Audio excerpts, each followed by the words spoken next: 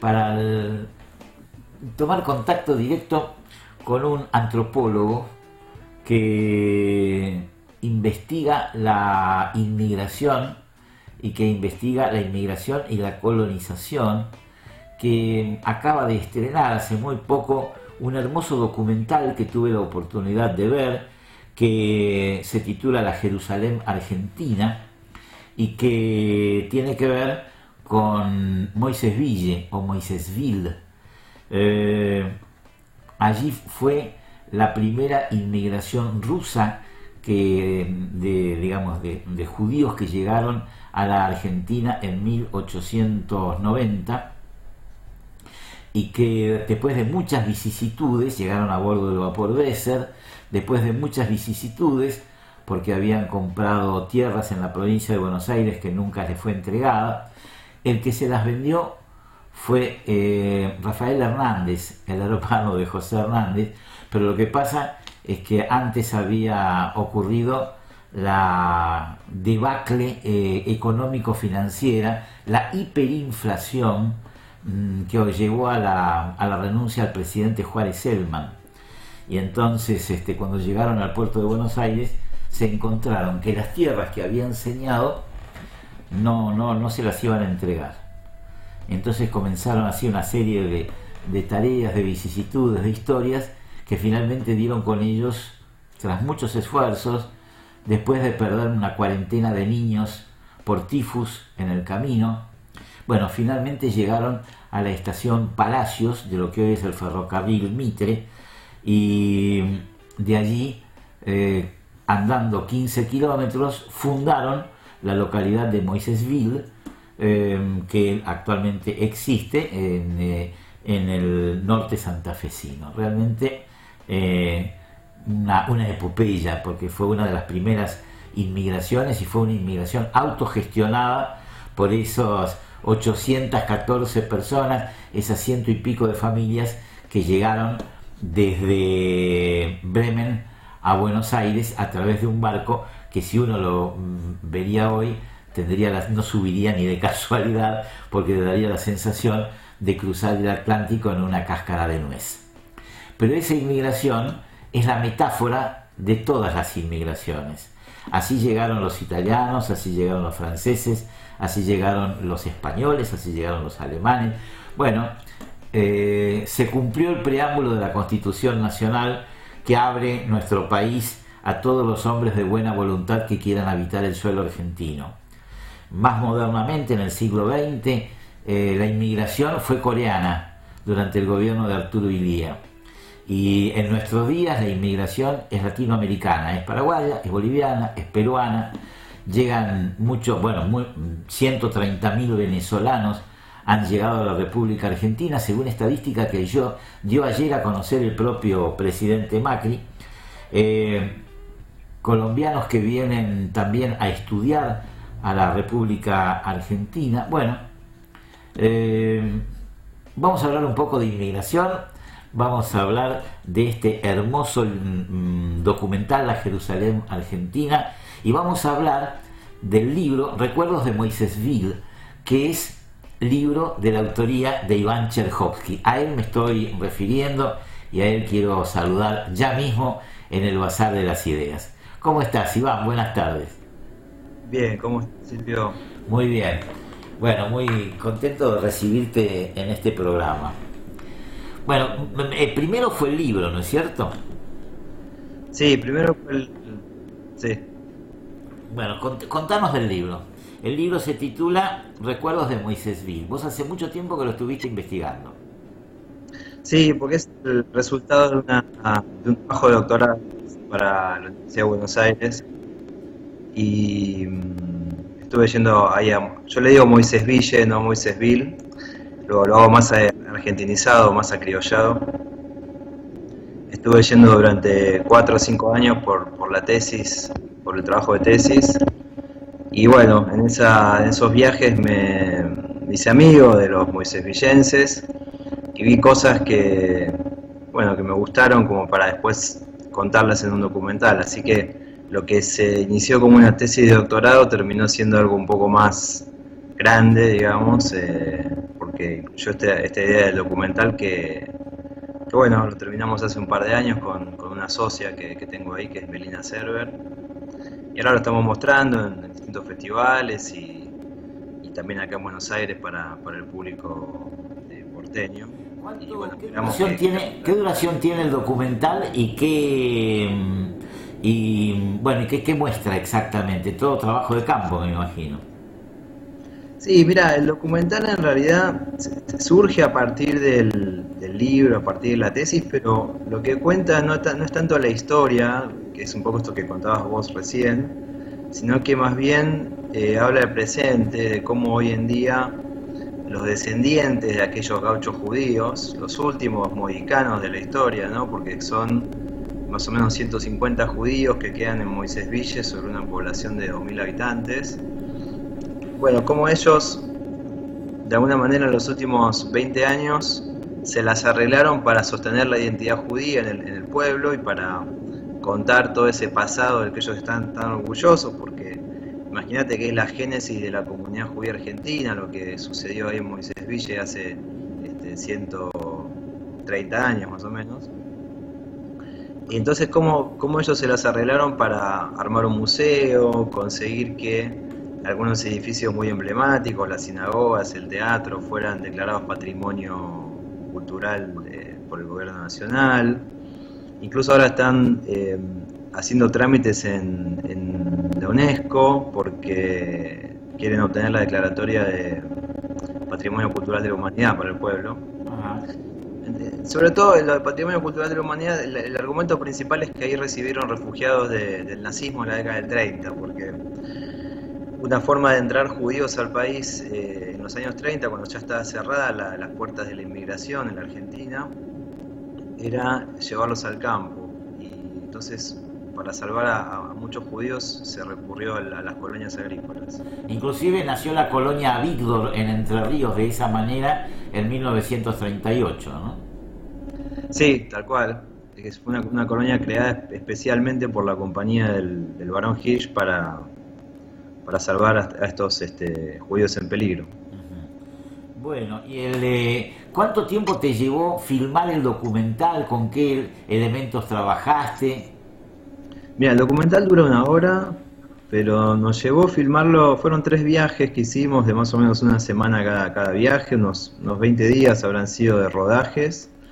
Así que yo, imagínate, en casa tenía varios discos rígidos con muchísimas horas. Y eso después hubo que encontrar ahí el relato, ¿no? Entre todas esas horas, aunque teníamos una idea previa, siempre hacer un documental es como salir un poco a pescar, no sabes con qué te vas a encontrar y te puedes sorprender con cosas que no esperabas. Entonces fue un trabajo lindo de seleccionar, 1 año prácticamente nos llevó seleccionar las escenas y las historias que queríamos contar y editarlas. Así que más allá de esos 3 semanas de rodaje que no fueron consecutivas, sino que también fueron en distintos momentos de un mismo año, después hubo otro año, fueron 2 años en total, 1 año filmando y pensando la película y otro año editándola. Bien, vos conocías muy bien el lugar, habías hecho tu tesis doctoral, habías publicado el libro en base a esa tesis, es decir, sos un experto en el tema. ¿Qué te sorprendió cuando empezaste a filmar o durante la filmación? ¿Algo que no conocieras, algo que descubriste de pronto? ¿Alguna asociación de ideas nuevas? Mirá, me sorprendieron muchas cosas. Primero, algunas casualidades. El primer día de filmación filmamos a un amigo mío que ya falleció, que se llama Inge, que es uno de los protagonistas. Lo filmamos en su casa viendo la tele y cuando el tipo prende la televisión, en la tele aparece Tato Bores. Que uno hoy en día podría pensar que eso estuvo guionado y no, fue una casualidad. Y así como eso nos pasaron un montón de cosas. Por ejemplo, algunas escenas divertidas que tiene la película, sobre todo algunas con unos perritos. Y también otra cosa que me sorprendió fue la capacidad actoral de muchos de las personas que yo conocía a partir de la tesis, porque una cosa es entrevistar a alguien en su casa con una libreta, con un grabador, y otra cosa es llevar una cámara, un sonido y filmarlos. Pero la verdad que Yo creo que estaban acostumbrados a la cámara porque mucha gente ya fue a filmar Moisés Ville por esto de la historia de la inmigración judía. Han ido de programas de televisión, por ejemplo, En el Camino, el de Markich, Mario Markich. y programas de ese tipo que cuentan historias pequeñas de lugares chiquitos. Hay 4 o 5 de esos programas televisivos que fueron y hay otros documentalistas que fueron. Así que yo creo que por eso ya estaban cancheros con la cámara, pero aún así me sorprendieron porque les pedíamos, a veces en un documental uno les pide bueno, que digan algo, que hagan un personaje y lo hicieron muy bien, realmente nos sorprendieron muchísimo y gratamente. Vos sabés que a mí me llamó la atención la naturalidad con la que se expresaban los vecinos. Es decir, por un lado yo pensaba mientras lo veía, decía, bueno, lo conocen a Iván y tienen cierta tranquilidad. Pero, digamos, es muy interesante porque en los documentales normalmente los personajes aparecen muy rígidos. Y acá aparecían muy desacartonados, muy tranquilos, hablando muy en la intimidad. Bueno, estamos poniendo en pantalla una parte del tráiler, pero hay muchas escenas muy interesantes con personas de distinta naturaleza, hombres, mujeres, más jóvenes, más ancianos, y todos tienen ese común denominador del desacartonamiento. ¿Es un trabajo tuyo de dirección o se logró en base a una confianza recíproca? Mirá, las dos cosas. Con Melina, la codirectora, pensábamos todo el tiempo que no queríamos un documental de gente sentada hablando, ¿viste? Claro. Es lo que se llama el busto parlante, ¿no? La entrevista clásica. Queríamos un documental de gente en interacciones en su vida cotidiana, como si uno fuera a poner un ojo en la cerradura, digamos, de Moisés Ville y espiar a la vida de todos los días sin que a uno lo pudieran observar. Un poco sirvió, digamos, que a mí me conocieran para que nos abrieran las puertas de situaciones de la vida cotidiana y también de reuniones, de instituciones, o por ejemplo cuando hicieron la fiesta, porque uno de los momentos del documental es la fiesta anual del pueblo.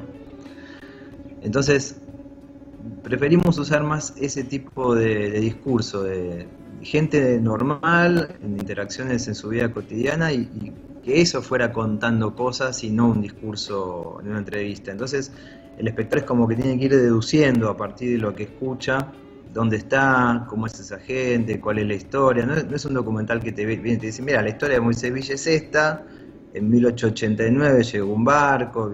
No te cuenta eso, sino que te muestra un pueblito como si vos lo espiaras por el ojo de una cerradura y vos te vas dando cuenta de cuál es la historia, cuál es la situación presente, cómo son las relaciones, que eso es algo a lo que apuntamos mucho, entre la comunidad judía y las otras comunidades, porque pese a ser un pueblo chiquito, Moisés Ville es una sociedad multicultural, con distintos grupos religiosos y migratorios. Entonces también queríamos mostrar las relaciones entre judíos y no judíos, que son muy buenas, por suerte. Hubo una colectividad italiana piamontesa, que colaboró mucho con la llegada de este contingente que se instaló en Moisés Ville, o Moisésville. Y realmente, vos decís bien, no son los únicos, pero recuerdo la familia Scarafia, por ejemplo, Coniglio, que pusieron sus carros, sus carretas, sus bueyes para poder transportar a las mujeres y a los bultos y a los niños. Bueno, era una épica, ¿no es cierto? Y esto evidentemente a lo largo del tiempo se fue trasladando y transmitiendo, ¿no?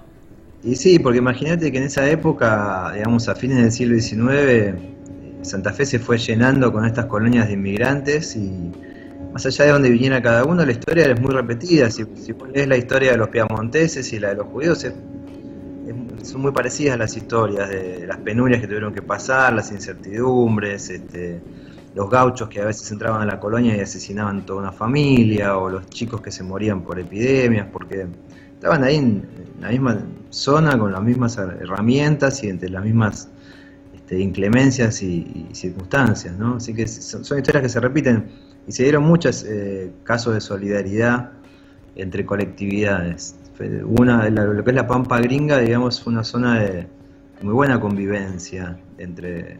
De hecho, cuando Husid estrena Los Gauchos Judíos en 1975, él cuenta que la película llevó 1.700.000 espectadores, ¿no? Cuando la comunidad judía era de 300.000 en esa época. Entonces él se pregunta quiénes vinieron a ver Los Gauchos Judíos al cine, y muchos eran esas descendientes de colonos de otras nacionalidades que le decían a Husid que la película, aunque era sobre los judíos, representaba de alguna manera sus tramas y sus trayectorias familiares, ¿no? Es una metáfora, la inmigración es una metáfora de todas las inmigraciones. Ahí cerca de Moisésville, está ahí un pueblo que se llama Humberto Primo, donde se hace la fiesta de la Baña Cauda, sí, anualmente.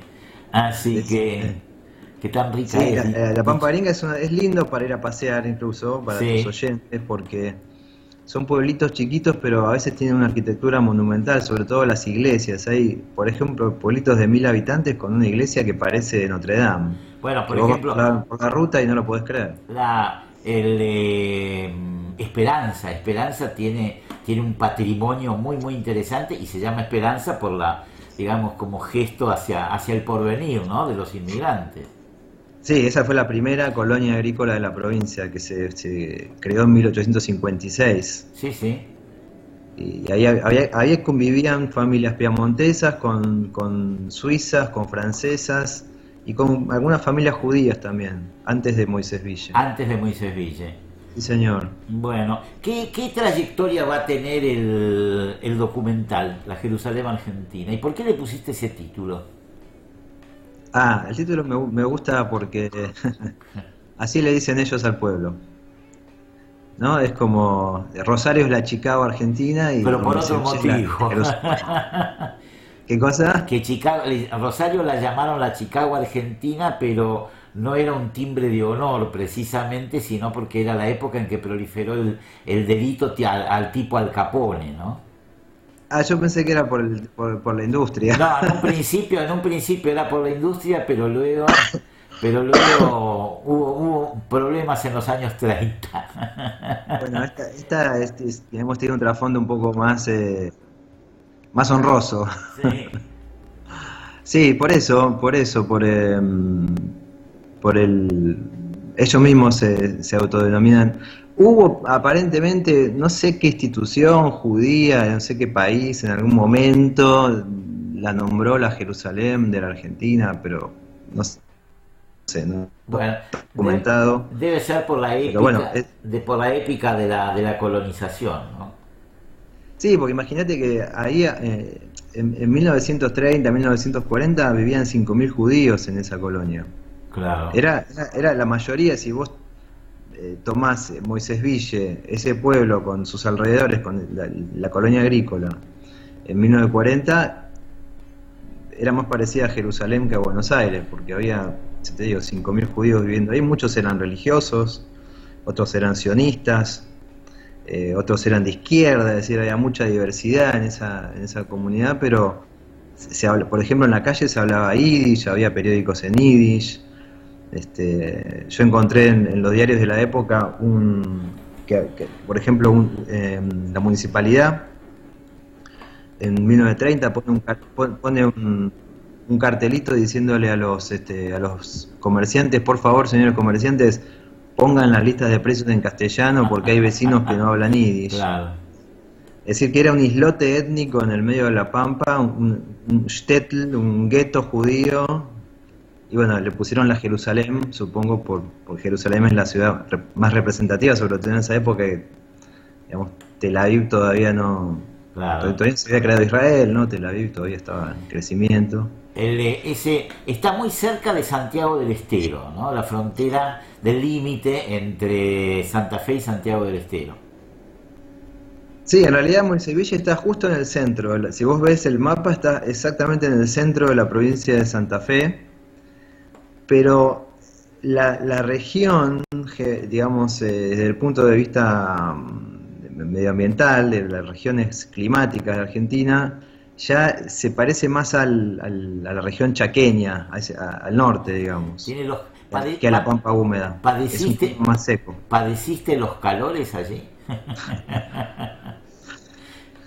Sí, pero no mucho, porque mis viajes como antropólogo eran de una semana. A la Ah, semana ya me volvía. Este, pero sí, he ido en verano y es bravo. Además no hay un club con una pileta, pero no hay un río, no hay una laguna, digamos. No es un lugar para ir de vacaciones un mes, no, digamos. no. Tenemos una amiga allí que es Hilda Zamorí, que tanto Sí, tanto te ayudó a vos y tanto me ayudó a mí en otras cosas, ¿no? Así que por la que tengo un gran recuerdo. sí. Te pregunto, Iván, bueno, ¿y ahora qué hacemos con el documental? Porque ya lo has presentado en funciones privadas en varios lados. Yo participé de una donde la repercusión fue muy interesante, escuché muy buenos comentarios. Bueno, y ahora, ¿cuál es el camino que le espera al documental?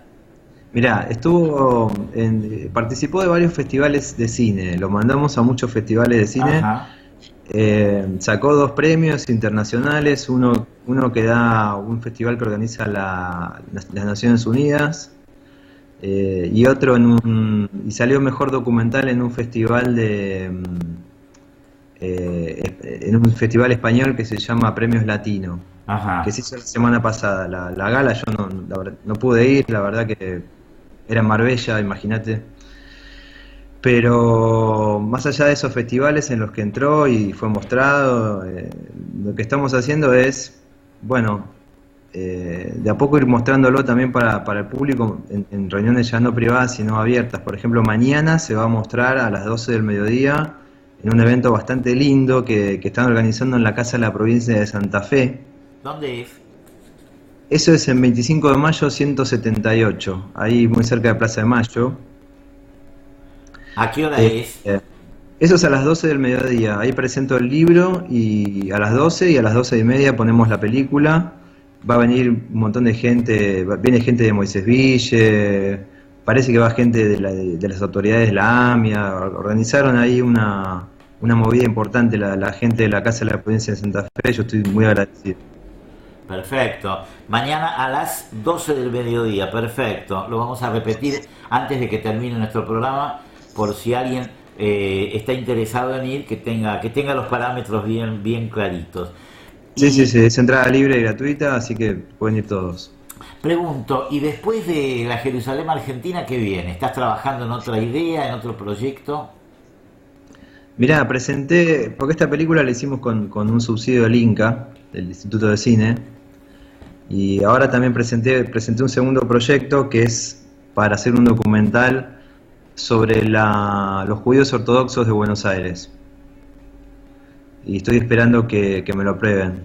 En cuanto tenga asegurado el subsidio, me lanzo a filmar. Ya tengo bastante investigado y gente apalabrada para salir.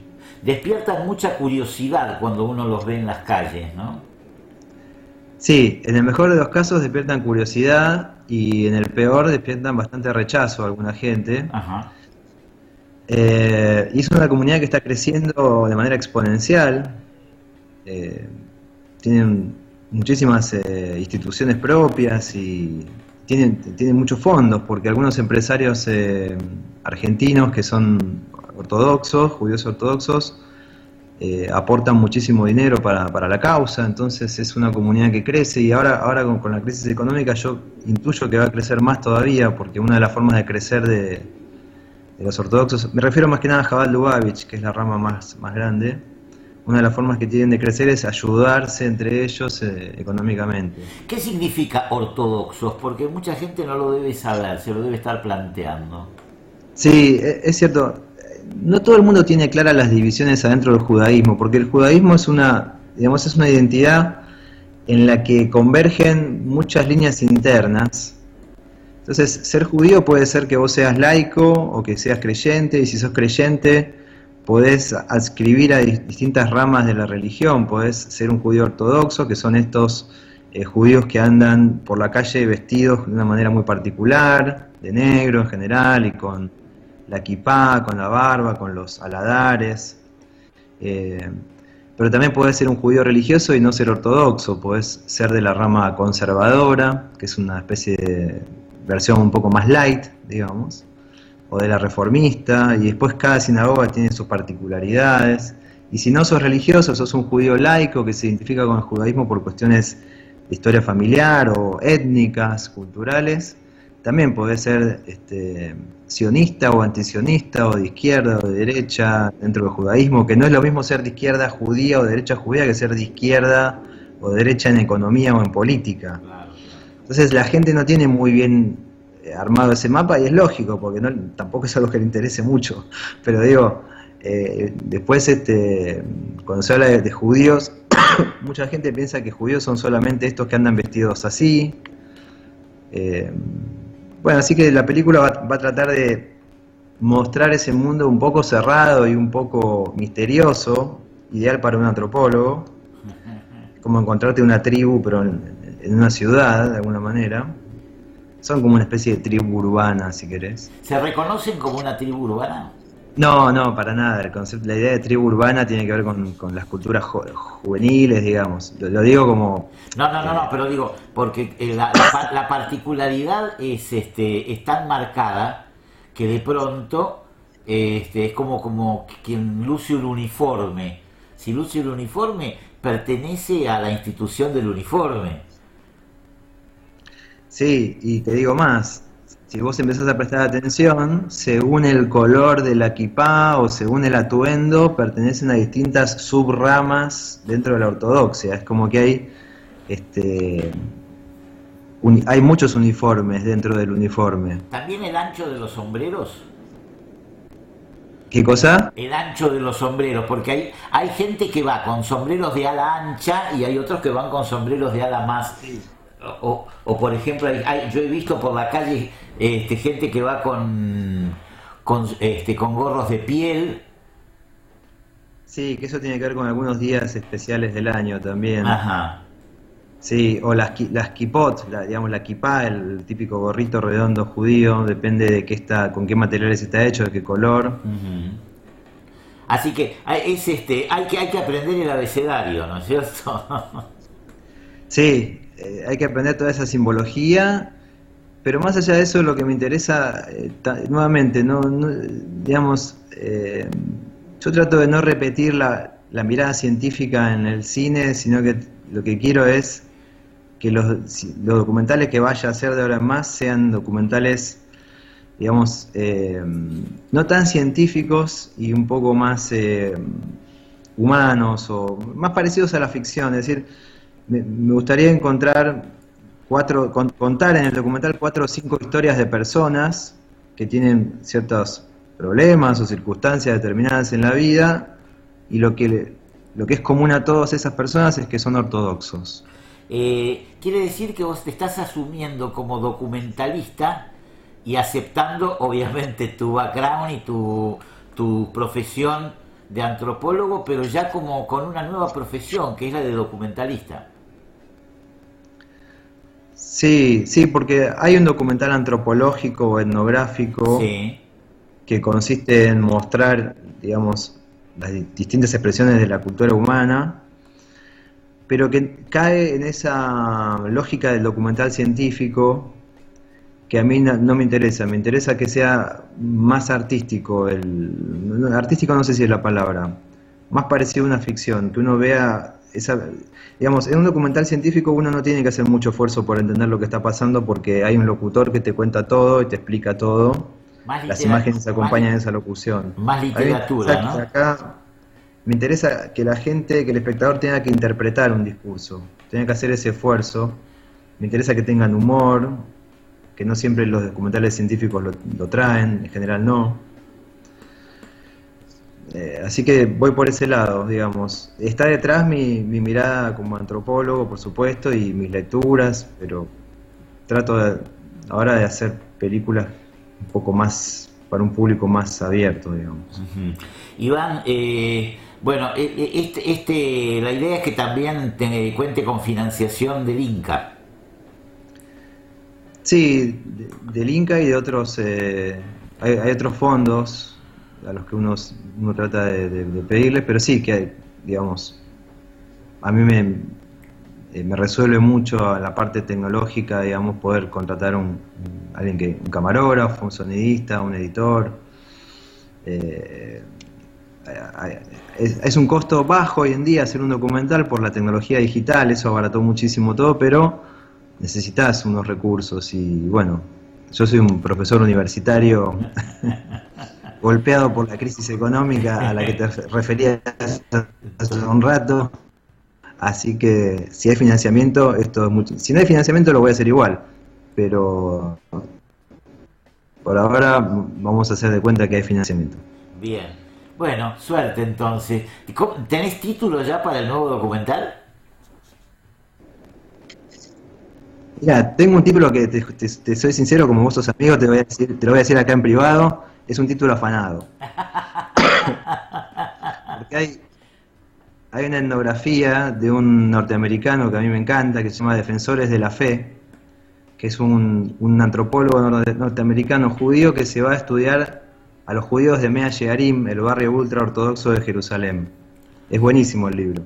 Se llama Defensores de la Fe, así que yo le hice una paráfrasis ahí y le puse de título Guardianes de la Fe. Bien.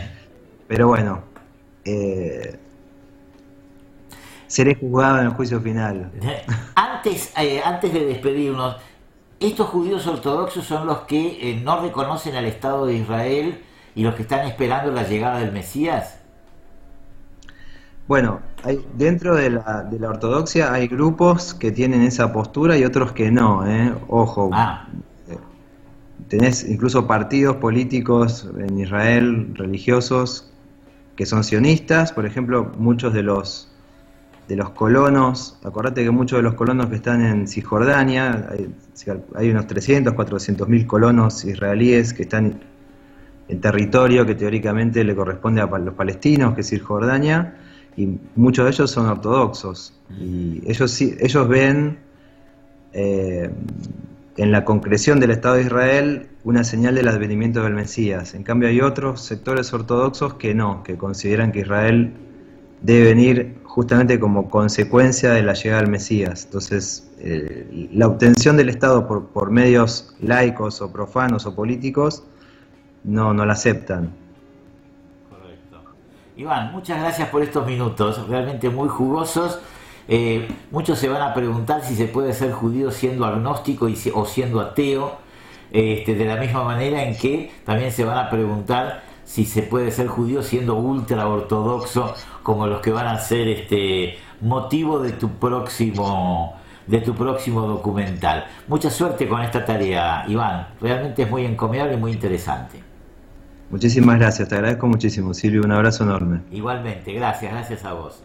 Iván Cherhovsky es doctor en antropología por la Universidad de Buenos Aires, es documentalista, se acaba de asumir como documentalista, él mismo lo ha dicho. Bueno, es un documentalista probo, de acuerdo a lo que hemos visto en este primer documental. Tal vez nos podamos despedir de esta nota antes de ir a la pausa con imágenes que hemos estado mostrando, pero las podemos mostrar ahora todas corridas, del tráiler de la Jerusalén Argentina, que es el primer documental que está teniendo realmente un éxito interesante y que ya ha cosechado un par de premios internacionales.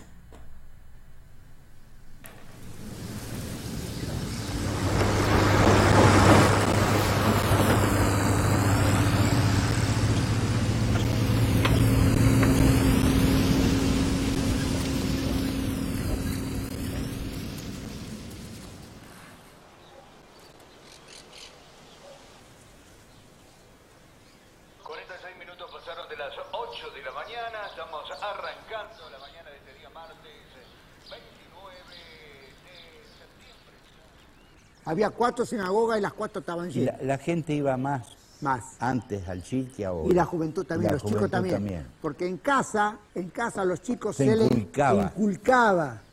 En casa a los chicos se les inculcaba que hay que ir a la sinagoga.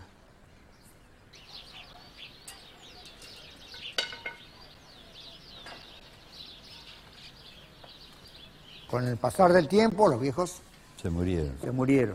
La juventud, mayormente Israel. Buenos Aires, Santa Fe, Córdoba, Rosario. Rosario hay mucha gente de Moisés Villa. Y ahora quedamos poquito. Cuidamos lo poquito, lo poquito, lo poquito.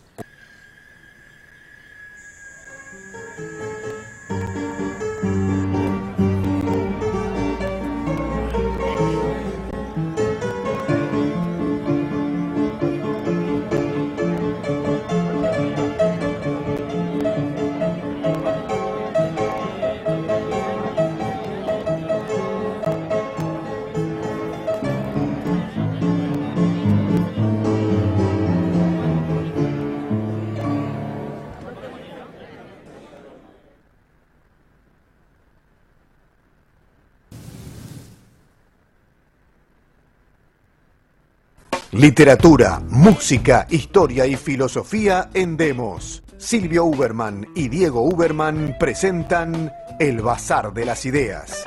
De lunes a viernes, de 14 a 16, en Demos Radiovisual. La primavera dulce que me enseñara a amarte. La primavera misma que me ayudó a lograrte. Alfonsina Storni.